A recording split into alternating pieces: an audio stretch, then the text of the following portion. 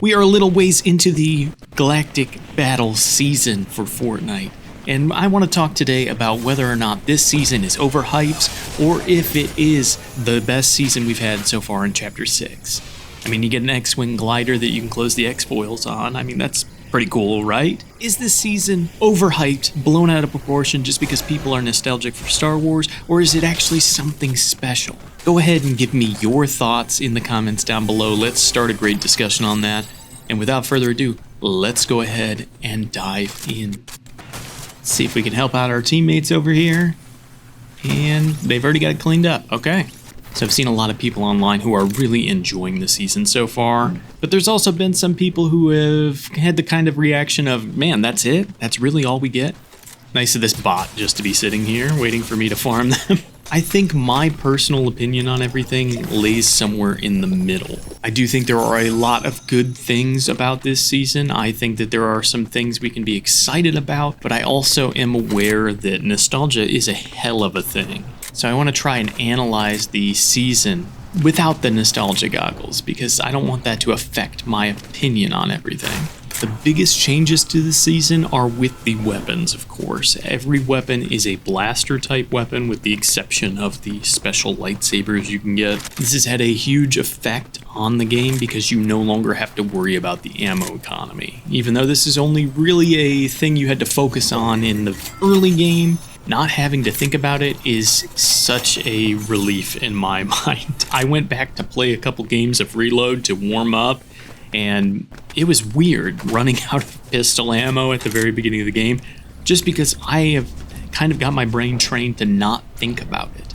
In my opinion, not having to worry about ammo frees up my mind to worry about everything else, worry about positioning, worry about making sure that I'm moving towards where the ring is.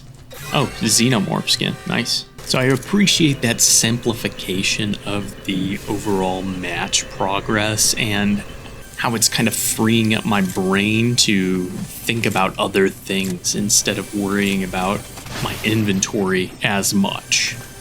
I'm going to throw this bubble down because I don't want anybody to take us out while we're waiting for this loot box to open.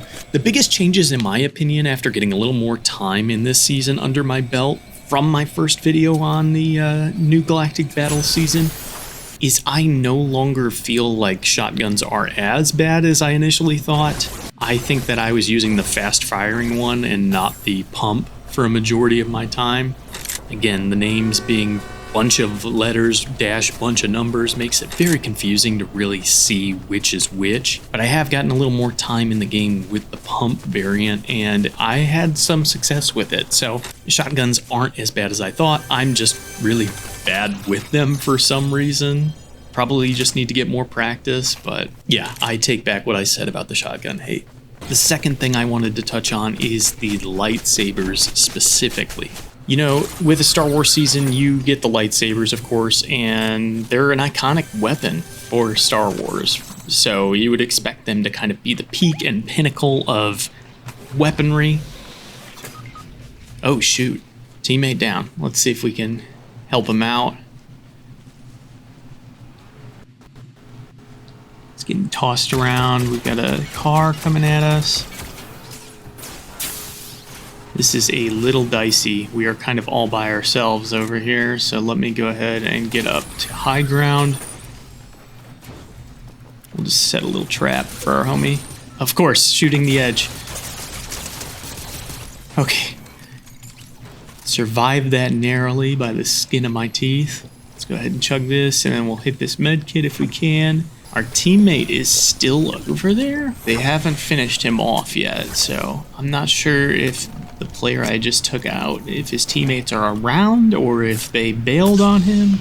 Hold on, little buddy, I'm coming over there as soon as I can.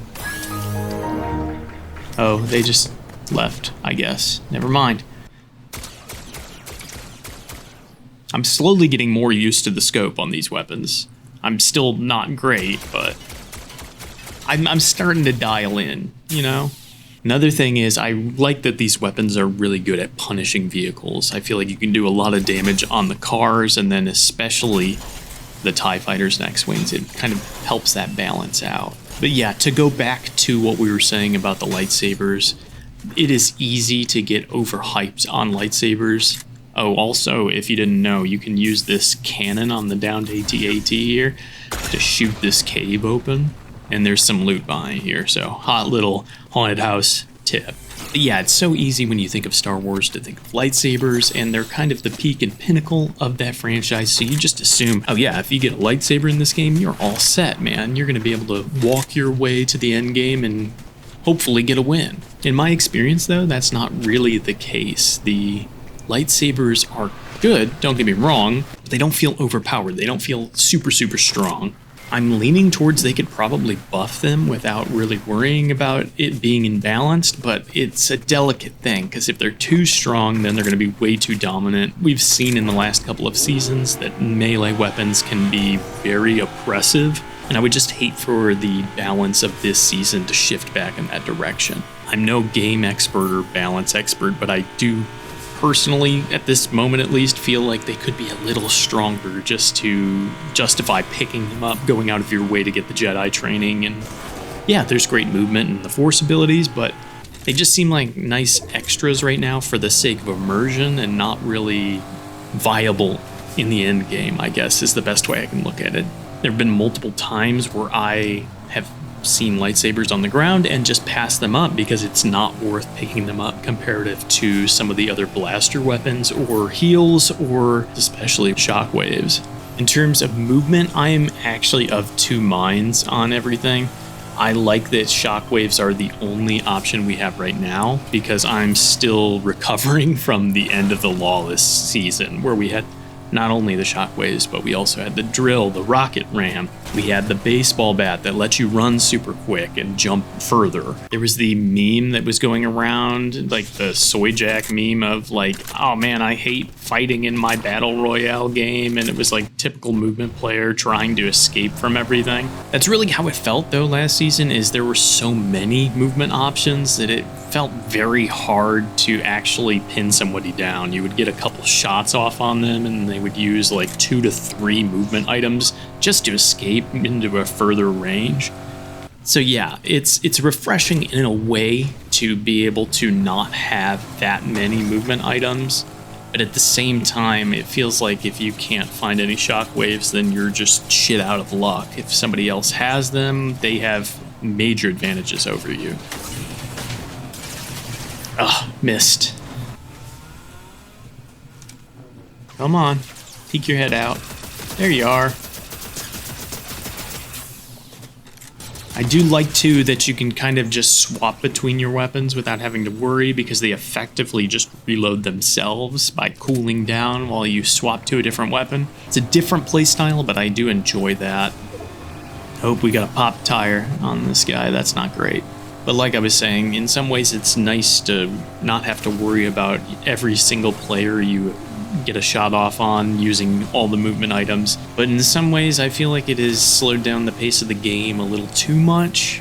Being in vehicles is definitely becoming a dominant method of traversing the map, but I think the balance with the blasters makes it a little bit better. And honestly, I don't even usually take the X-Wings or TIE Fighters. Like, I know the TIE Fighters over here, I can take that and fly it around, but I just find that with the health that they have, it's way too easy to shoot them out of the air. Ah, thank God. We got some shockwaves. Okay. I don't know. Make sure you guys give me your thoughts on the movement this season. Like I said, I'm of two minds about it. I can enjoy it for what it is. I like having it be a little more simplified, but at the same time, in certain matches, I do feel like I miss having that many movement options. I don't know. It's a weird juxtaposition, I guess.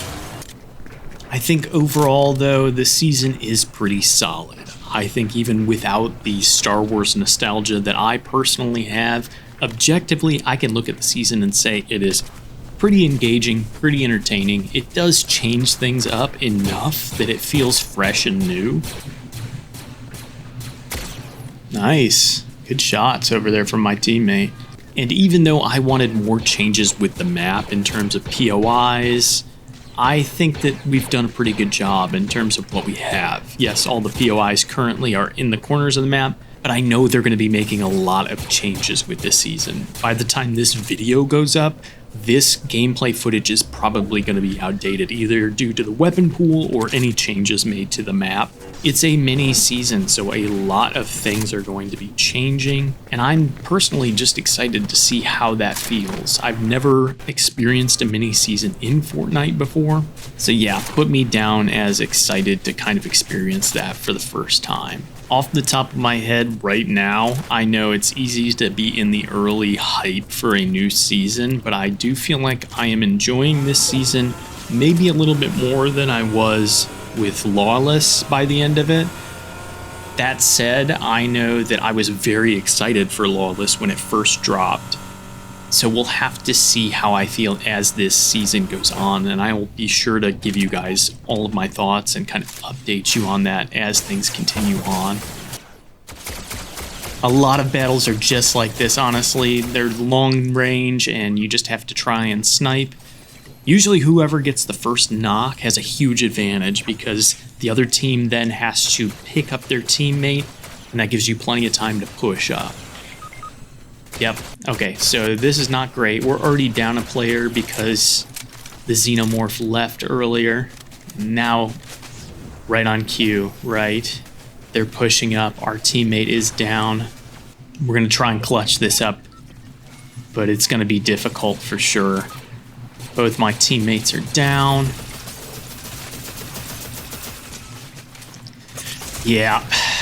All right, well, pretty close one. Like I said, I am enjoying the season. Do you think this season's overhyped, or do you think it is peak Fortnite? Let me know in the comments down below. Thank you so much for watching, and as always, make sure to eat well, stay hydrated, take care of yourself and those around you, and I'll see you in the next one, friends.